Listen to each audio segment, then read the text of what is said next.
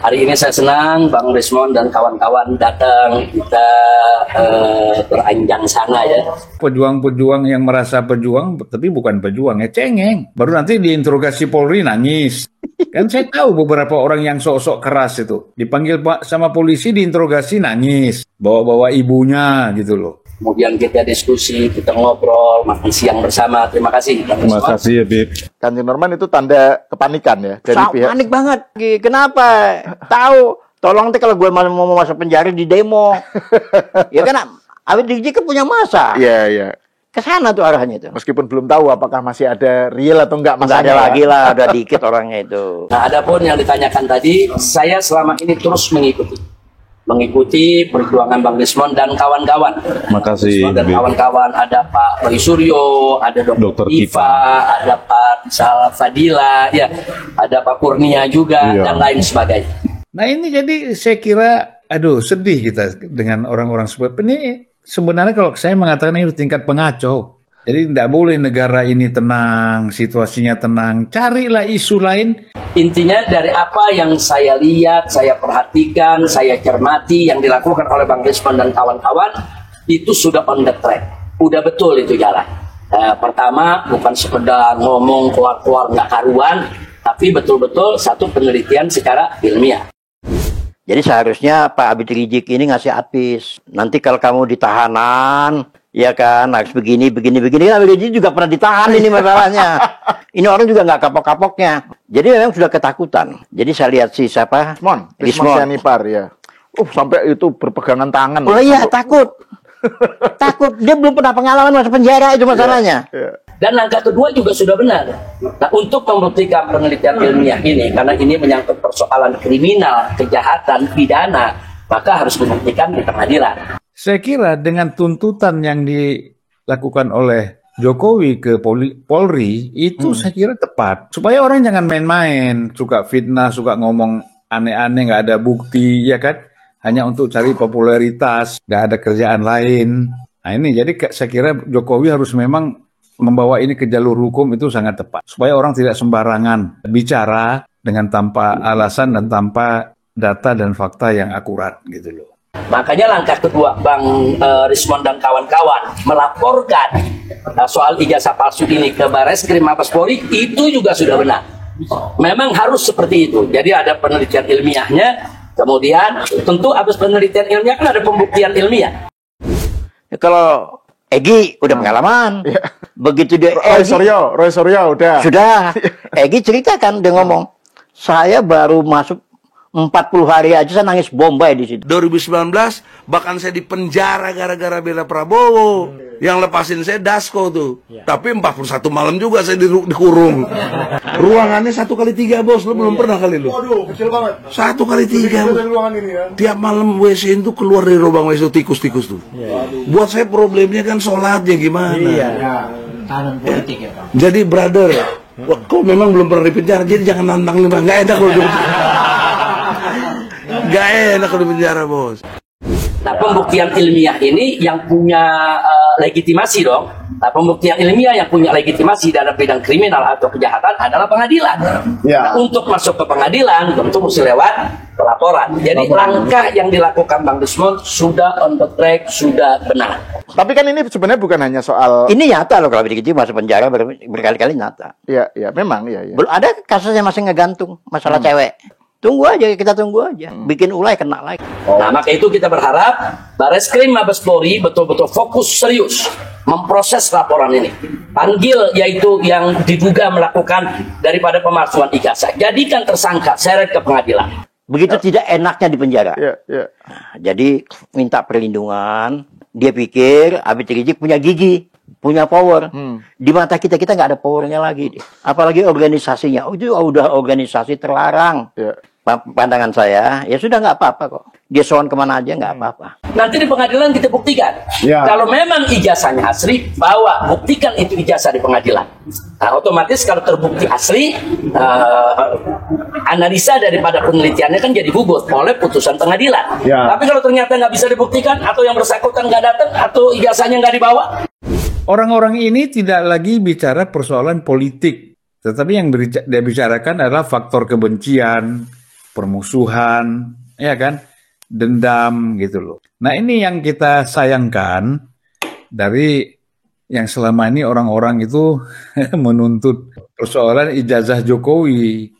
Nah jadi ini karena kebencian aja. Dan ada peluang bagaimana memainkan supaya dengan kasus ini, dengan isu ini, Prabowo dengan Jokowi bisa terpisah, terbelah. Nah itu harapannya begitu. Nanti setelah terbelah, Prabowo yang jadi target lagi. Ya, Atau justru terbukti itu memang palsu, ya mesti dihukum pemalsu ijazah. betul. Nah, jadi ini udah on the track. Makanya saya kaget, jalan yang sudah on the track begini, kok disikapi oleh pihak yang sebelah sana, dengan Bang Desmond dilaporkan. Jadi Pak Prabowo itu mau dipreteli. Cara mempreteli itu adalah hantam dulu Pak Jokowi. Karena dianggap di mata mereka Pak Jokowi masih berpengaruh. Ya, Hantam anaknya. Jadi mereka ini pakai teori pembusukan. oke. Busukin dulu. Ya kalau Habibie bilang itu dibusukin dulu mereka. Apa perbuatan mereka, kegiatan mereka, apa pokok jangan dianggap bagus. Jelek semua.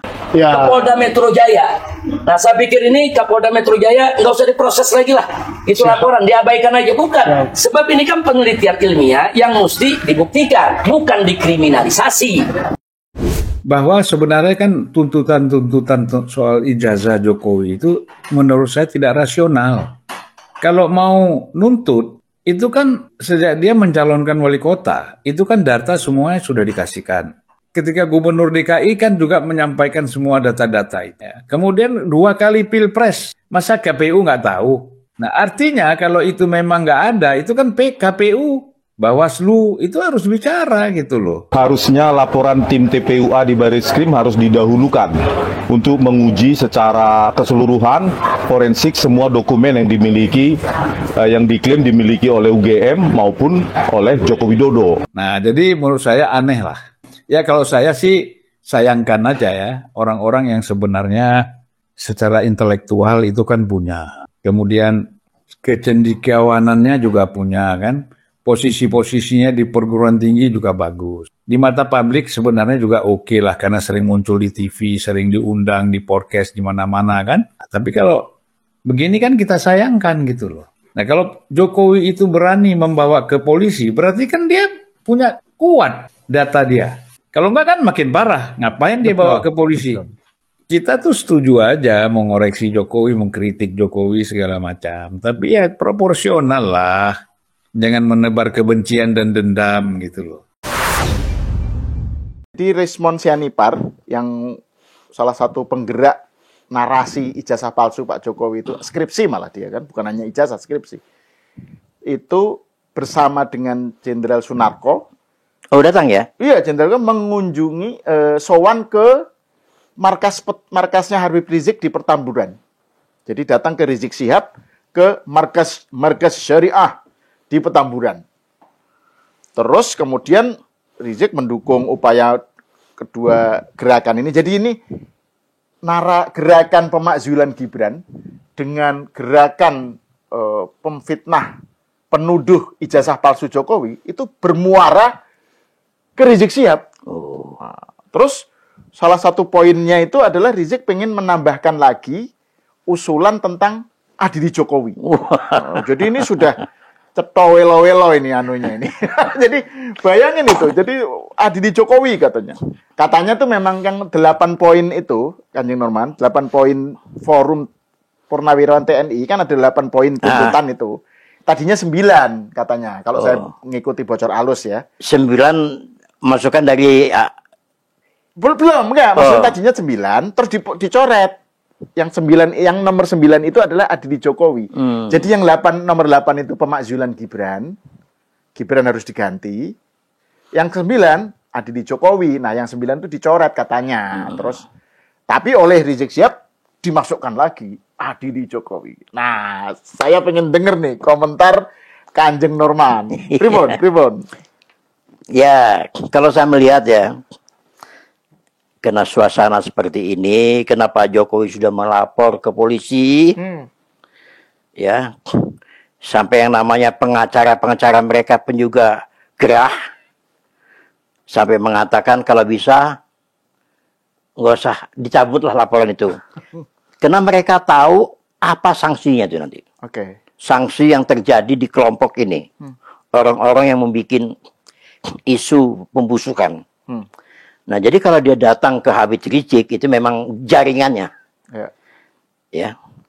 Jadi seharusnya Pak Habib Rizik ini ngasih advice. Nanti kalau kamu ditahanan, ya kan, harus begini. Kan Habib Rizik juga pernah ditahan ini masalahnya. Iya kan? Iya, betul. Pernah ditahan. Ini orang juga nggak kapok-kapoknya. Ya. Jadi memang sudah ketakutan.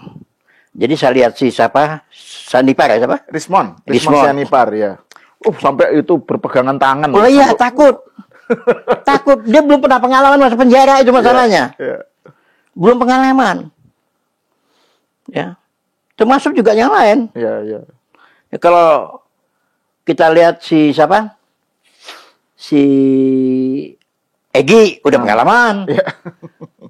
Begitu dia Roy Suryo udah. Sudah. Egy ceritakan, dia ngomong, saya baru masuk 40 hari aja saya nangis bombay di situ. Begitu tidak enaknya di penjara. Ya. Nah, jadi minta perlindungan. Ya, dia pikir Habib Rizik punya gigi, punya power. Di mata kita nggak ada powernya lagi. Apalagi organisasinya. Itu udah organisasi terlarang. Ya. Yang dia membantu adalah Wahabi, HTI. Itu. Ya. Jadi pandangan saya, ya sudah nggak apa-apa kok. Dia sowan kemana aja nggak apa-apa. Ada yang komentar gini, Mas Norman. Ini calon narapidana sowan minta advice dari mantan narapidana. jadi itu. Tapi kan ini sebenarnya bukan hanya soal. Ini nyata loh kalau Rizik masuk penjara berkali-kali nyata. Ya, memang ya. Belum ada kasusnya masih ngegantung masalah cewek. Habib Rizik nih. Ya. Tunggu aja, kita tunggu aja. Bikin ulai kena lagi dia. Ya kan. Nah, terus juga selain Rismon Sianipar itu kan ada juga Jenderal Sunarko ya. Ini kan salah satu yang terlibat dalam forum petisi. Ikut dalam forum Purnawirawan TNI itu kan. Nah, itu juga jadi ini kayak muaranya ke Petamburan gitu. Iya. Bicaranya apa dari situ kalau melihat? Ya sama itu ya, itu tuntutan adili Jokowi dari Rizik Sihab menegaskan itu gitu. Terus kemudian dikaitkan dengan ini sekalian adili nanti soal KM 50 gitu. Jadi suruh dibuka lagi. Bawa kemana-mana. Ya kan. Jadi tapi kan gini, kalau kita lihat ya, kan kemarin Pak Prabowo pidato di rapat paripurna kabinet, kan menyatakan salah satu poin yang menarik ya, kan Pak Prabowo nyinggung-nyinggung soal kegaduhan ijazah palsu itu, narasi ijazah palsu, kan dia bilang, ini ijazah palsu, nanti saya merembet ke dia gitu. Memang itu kan sinyal yang menarik itu. Memang iya. Jadi kan berarti kita tahu Pak Prabowo di sisi siapa gitu kan dalam kaitannya dengan ini. Jadi Pak Prabowo itu mau dipreteli. Cara mempreteli itu adalah hantam dulu Pak Jokowi. Karena dianggap di mata mereka Pak Jokowi masih berpengaruh. Ya. Hantam anaknya. Jadi mereka ini pakai teori pembusukan. Busukin dulu. Ya kalau Habib bilang itu dibusukin dulu mereka. Apa perbuatan mereka, kegiatan mereka, pokok jangan dianggap bagus. Jelek semua. Makanya PNK punya jaringan. Ada jaringan podcastnya. Saya tahu podcastnya itu Rifki Harun. Nah, itu podcastnya. Terus Rimol. Saya pantau itu. Abraham Samad gitu ya. Abraham Samad. Terus satu lagi tuh si siapa yang Rocky Gerung. Iya, siapa lupa saya. Betul. Itu coba lihat. Jadi kalau mau mantap kegiatan mereka di podcastnya kita lihat. Ya, mereka ke situ aja, larinya ke situ lagi. Apalagi saya Didu itu. Nah, sekarang lagi bikin lagi. Saya Didu juga ikut itu di yang pertemuan dengan Rizik Sihab itu datang dia. Memang sekali dua uang di situ. Reunian. Ya kan? Ya. Itu yang saya ini. Jadi nggak apa-apa. Bagi saya, maaf ngomong ya, bagi relawan-relawannya Jokowi itu udah nggak dianggap yang gitu-gituan. Ya kan? Udahlah, kita tahu. Kenapa? Kita dulu berhadapan dengan mereka semua. Berhadapan terutama dengan Habib Rizik. Dengan FPI-nya. Ya kan? Dengan kelompok Wahabinya. Ya, kita nggak akan pernah gentar. Hmm. Ya, jadi ketahuan banget bahwa ini kelompok ini memang betul-betul kelompok mengganggu negara secara terang-terangan. Oke. Itu di pandangan saya ya. Ya. Ya, jadi saya minta juga pemerintah juga harus hati-hati. Nah, terkait dengan tadi itu, Kanjeng Norman ya, soal respon Pak Jokowi ini kan.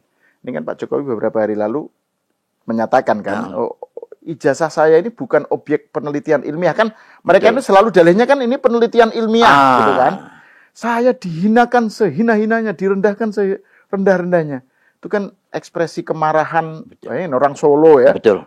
Marahnya tuh seperti itu. Nah, Mas Norman, Kanjeng Norman ini kan ngikuti Pak Jokowi sejak beliau nyalon gubernur ya, Jakarta. Jadi udah cukup lama. Ya, Anda tahu lah mungkin ya kedekatan saya dengan Pak Jokowi. Nah, itu gimana Anda melihat respon Pak Jokowi yang semacam itu ya belakangan? Jadi bukan hanya membawa ke ranah hukum, bukan hanya membawa ke polisi. Ini juga udah kita bahas sebelumnya. Ini belum pernah ada presidennya gitu ya. Pak Jokowi belum pernah melakukan hal itu. Yang kedua, ekspresi kemarahannya itu loh. Itu gimana Anda? Kalau ini udah keterlaluan. Jadi mereka ini menusuk hati sanubari langsung ke Pak Jokowi dan keluarganya. Jahatnya itu di situ. Ya. Pak Jokowi ini diam. Tapi kalau digitu pun juga, jangankan Pak Jokowi, relawannya pun juga nangis. Nangis dibuatnya, saya aja. Berkali-kali nangis. Kok Bapak nggak ngelawan? Ya kan? Tapi kali ini, karena kita lihat endingnya ini akan merembet kemana-mana. Pak Jokowi sudah baca itu. Wah, ini kalau nggak diselesaikan secara hukum, satu-satunya jalan adalah secara hukum diselesaikannya. Ya iyalah Pak Jokowi sendiri yang harus ngelapor. Ya kan? Nah, ini membuat kita lega. Ya, jadi kalau ada apa-apa lagi yang akan datang, relawan bisa bergerak semua, termasuk pengagum, termasuk pencinta Pak Jokowi, akan tidak tinggal diam gitu. Jadi apa yang dikatakan Pak Jokowi benar. Jadi ini adalah babak baru untuk menghadapi orang-orang seperti ini. Boleh kita berdemokrasi, bebas, boleh bebas, tapi jangan seperti itu dong. Pak Jokowi itu kepala negara itu. Mantan presiden. Loh, gila digituin sama orang-orang ginian. Coba. Siapa tuh si Roy? Siapa tuh si Egy? Siapa Sanipar? Siapa lagi? Rismon. Yang cewek. Oh, Dr. Tifa. Siapa nih dia? Ada satu lagi kan, siapa yang juga kan ada 5 tuh yang kurang ajar sekali oleh Pak Jokowi. Dia orang beragama, orang punya etika, tapi kok nggak sopan, nggak etika ya. Sudah orang udah ngalah kok masih digituin gitu. Siapa yang nggak marah? Begitu Pak Jokowi ngelapor ke polisi, semua rakyat mendukung, terutama pecinta-pecinta Pak Jokowi. Dan habis nih mereka. Saya berani taruh-taruhan, kejeblos semua nih mereka nih. Ya, rasain dia di penjara. Ya, nggak main-main. Apalagi namanya si Roy. Wah, ngomong atas nama ilmiah. Apanya ilmiah? Yang diteliti itu adalah ijazah melalui internet. Gimana mau ijazah melalui internet dibahas? Enggak, ini Kanjeng Norman ini pakai istilah yang sangat orang lama banget, internet. Iya. Kalau zaman dulu kan internet itu disebutnya internet. Iya, udah internet Pak. Iya. Itu. Iya. Itu dibahas sama mereka. Ya. Mengucapkan ahli apa? Mereka ahli semua. Iya. Pokoknya ditelisik. Ditelisik, gitu, akhirnya nyerempet. Kenapa Jokowi sudah dibenci oleh mereka itu ya? Disusup-susupin terus. Ya. Ini yang terjadi. Nah itu. Iya. Nah terus kemudian ketika mereka sama-sama berkunjung ketemu Habib Rizik di Petamburan, itu justru menurut Kanjeng Norman itu tanda kepanikan ya dari pihak. Panik banget.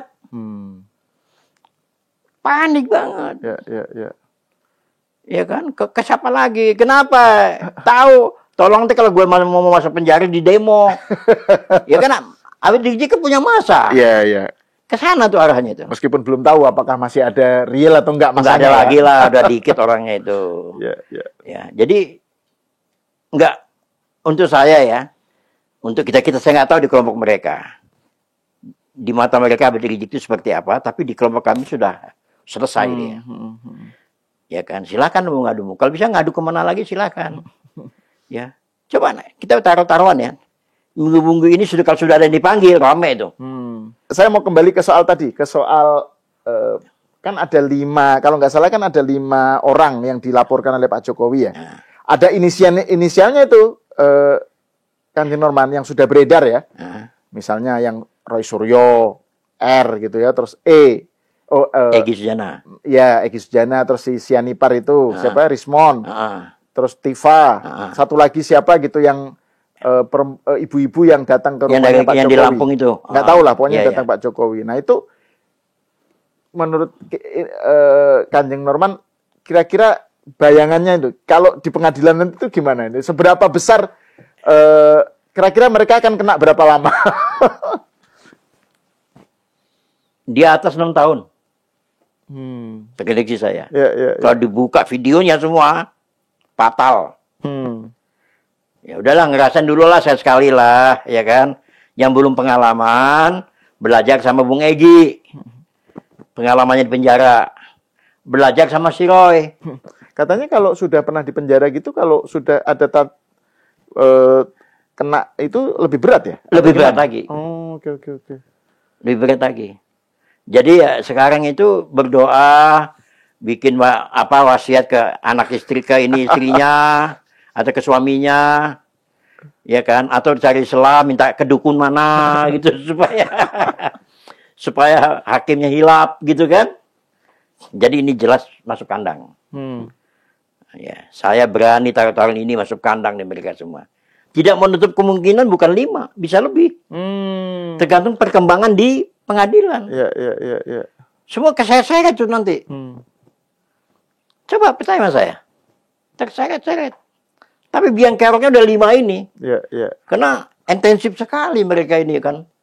5 orang ini. 5 dulu. Nah, nanti merembet kemana-mana. Nah, jadi kalau bayangan saya ya di atas 5 tahun, 6 tahun lah. Ya kan? Ya nangis bombay lah. Tapi meratap seperti kayak Gus Nur. Dia malah nggak berani lagi udah. Lucu videonya kan? Lucu jadi videonya. Kapok. Dia nggak mau lagi kan? Udah nggak mau lagi, kapok dia. Dipancing-pancing nggak mau. Saya nggak mau komentari soal itu. Gitu. Lucu. Ya. Lepas dari soal berapa tahun akan kena ya. Tapi sebenarnya yang poin pentingnya di sini adalah bahwa Pak Jokowi sudah bertindak. Sudah. Gitu ya. Tidak diam lagi. Gitu udah. Ya.